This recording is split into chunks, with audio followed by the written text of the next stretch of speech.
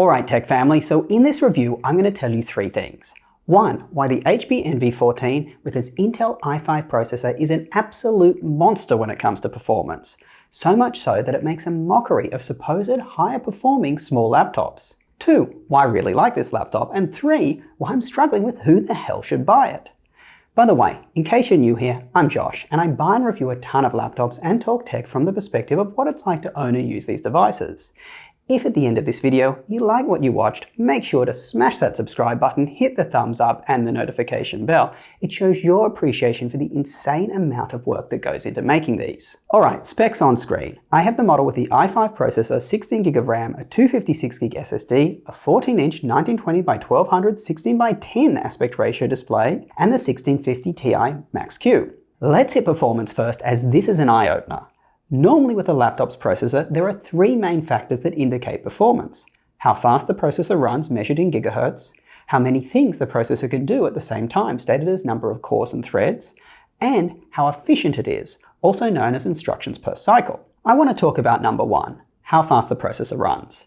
There are two numbers normally listed, a faster boost clock and a slower base. In the case of the i5 processor in the Envy 14, its base runs at 2.4 GHz and it can boost up to 4.2. But be careful, these stated numbers are the max for a single core. If all four processing cores are running simultaneously, the max boost is less, 3.8 GHz in the case of this i5. By the way, check Notebook Check or Wikipedia if you are looking for the all-core max of a processor. Anyway, normally we see a brief couple of seconds where the processor is fed a large amount of power and boosts to that faster speed. The processor gets hot, hitting around 90 to 100 degrees Celsius, and then the laptop reduces the amount of power to it, causing the processor to run slower, but generating less heat. Let me sum this up. For most modern processors, it's not these numbers that really control how fast the laptop runs. It's how well the laptop can cool its processor and how much power the laptop manufacturer chooses to deliver to it. Normally this is a delicate balancing act. Manufacturers have to choose. Do they want the laptop to be loud because the fans are running on overtime to try to cool it? Do they want the laptop to feel very warm to the touch because they have allowed the processor to run fast without turning the fans on much? Or do they want to reduce the power that the processor runs at to keep the laptop cool and quiet? Many manufacturers like HP do give you the ability to control this in performance profiles. However, they are still limited in how much you can control. By the way, don't think that this is just an Intel thing. It also applies to AMD as well. So here's the rub. I've always had this fundamental question. Why are we paying for a more expensive i7 processor in a small laptop, when after a few seconds they run at i5 clock speeds anyway? The answer I often hear is if you're performing really short tasks like loading a web page which only takes a couple of seconds, the i7 will be faster, as it can boost higher. This is true. However, many people need performance for more than a couple of seconds. They are video editing, compiling code, or playing games. In this case, one could assume an i5 with lower base and boost performance may actually perform the same as an i7. That's because manufacturers reduce the power fed to the i7 so it doesn't overheat, which makes it run at a certain gigahertz that an i5 could run at anyway. Unfortunately, I haven't had solid proof until now. The HP Envy 14 is one of the few laptops I've tested able to sustain its full boost of 3.8 GHz all cores when it's running in performance mode, constantly drawing 42 watts of power. You can see from me running the CPU at max for 10 minutes that this is highly unusual, and to be honest, epic. This Envy 14 makes its i5 4-core processor outperform every i7 4-core processor I've tested. In fact, the Envy 14 performs so well it beats out many Ryzen 6-core processors I've tested. And yes, I'm talking about multi-core performance where Ryzen normally dominates. In fact, the Envy 14 is able to eke so much performance out of this i5, it performs quite close to Intel's higher-end 6-core i7s in most of the laptops I've tested. This is a huge success for HP. Even for burst tasks like I mentioned, such as loading a web page, I noticed no slowness on this laptop versus any other laptop I've tested. Take a look at how it stacks up in real-world applications. Here is starting the Integrated Development Environment IntelliJ, and now compiling and debugging code. Here is loading a large SQL database, and now exporting a large 4K video in Premiere Pro. It really performs exceptionally well. This makes me ask a fundamental question. Why are we paying more for an i7 in small laptops that because of thermals cannot really make use of it? Intel charges well over $100 more to manufacturers for the i7 version of this processor, and manufacturers pass that cost on to you, probably adding a profit margin on top. And what are you getting out of it? The HP Envy 14 is proof that for a small laptop, almost nothing. And personally, this does not sit well with me. Now, on the graphics front, the 1650 Ti Max-Q underperforms the same graphics chip in my larger Dell XPS 15-9500. That being said, it's still good to have dedicated graphics, but the 1650 Ti is an odd choice.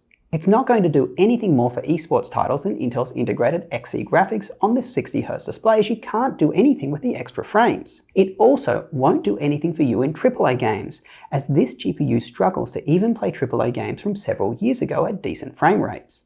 On the video editing side, it will give you a nice boost if editing 1080 videos or some light 4K ones. But let's cut the crap here. I know there are YouTubers out there who will tell you that this chip can edit 4K. But I'm going to tell you the truth. If you are doing real professional level videos in 4K like me, with multiple cameras, effects, etc., this laptop is going to struggle greatly. Heck, my larger HP Omen with its beefier 1660 Ti and powerful Ryzen 4800H processor struggles to edit my own videos. No way is this laptop going to be okay. Under load, the laptop has odd heat development. It feels a lot warmer on the left side than on the right. I measured between 5 to 10 degrees Celsius, which is quite noticeable. On the underside though, it does get a little toasty when under load, but when you switch from balance to performance mode, it cools down a lot at the expense of more fan noise. Overall though, I found that the balance mode was phenomenal for casual use. The laptop felt a little warm on the left side, but very cool on the right. The underside remained very comfortable to have on your lap, and although you could hear the fans at times, they were pretty quiet and not distracting. The keyboard is good, even though it does feel a little low travel. It isn't quite as comfortable as the Spectre 14s though. My only negative here is the keys suffer from a severe lack of contrast between the key characters and the keys themselves, even with the backlight on. From several angles, it's very hard to make out which key is which. This is a problem on a lot of recent HP laptops and something they must address. The trackpad was excellent, very accurate and sturdy. The display is 14 inches in a useful 16:10 aspect ratio. It has good color reproduction, brightness and contrast, however not exceptional in this price range. There were no dead pixels, backlight bleed or PWM flickering used to lower the brightness. The screen is a touchscreen though, and you may notice that the screen is quite reflective in my B-roll. But to be honest, if you are using the laptop inside, I wouldn't worry about it as the screen is bright enough that you won't notice the reflections. The one thing that gets me about this display is the resolution of 1920 by 1200. I personally found I was squinting when running window scaling at anything lower than 125%. That meant I was only able to see 41 lines in Excel, a lot less than the 50 lines I could see on my HP Spectre 14 and the 47 on my Dell XPS 13. That's using the window scaling settings that I'm comfortable with on those laptops. This is in part due to the fidelity of the displays. I really would have liked the display to be a bit more pixel dense. No need for 4K as that would be taxing on battery life, but something in between.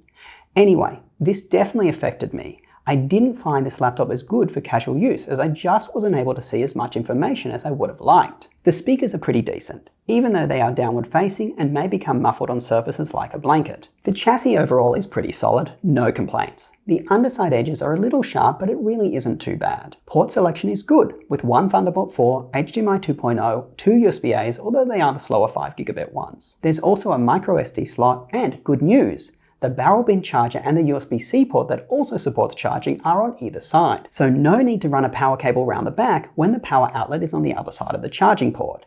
Yay! One thing to be aware of is, as per HP's recent batch of laptops, to run a 4K monitor at 60Hz plugged in via a USB-C cable, you will need to change a BIOS setting and then another change in Intel's Graphics Command Center. This is super annoying. Modern monitors are often offering a single USB-C cable solution that charges the laptop as well as provides data for the DisplayPort, keyboard and mouse. This should work by default. I fear some owners won't even realize this isn't working and be stuck at 30Hz. Fix it, HP.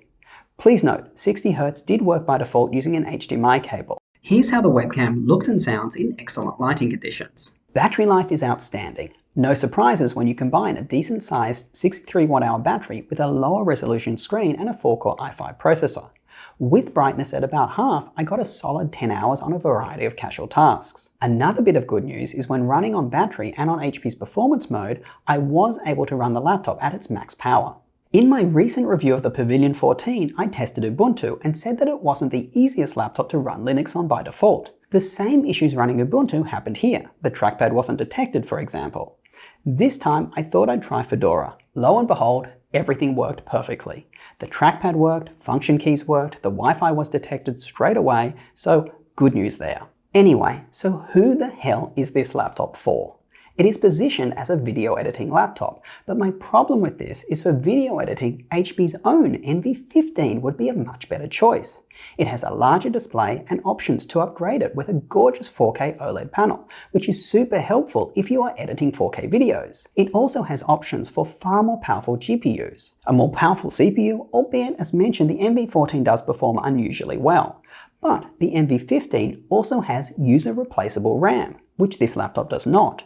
This NV14 is limited to 16 GB. In my experience as a YouTuber, you really want a minimum of 32 gigs of RAM, if not 64. The NV15 also has an extra Thunderbolt port, a larger battery, and to top it off, when I compared them, it was cheaper. The only benefit of the NV14 is that it's more portable. But honestly, if your primary use is video editing, you should definitely get the NV15. And if you are looking for a portable, powerful laptop, the Asus G14 has to be something to consider over this one.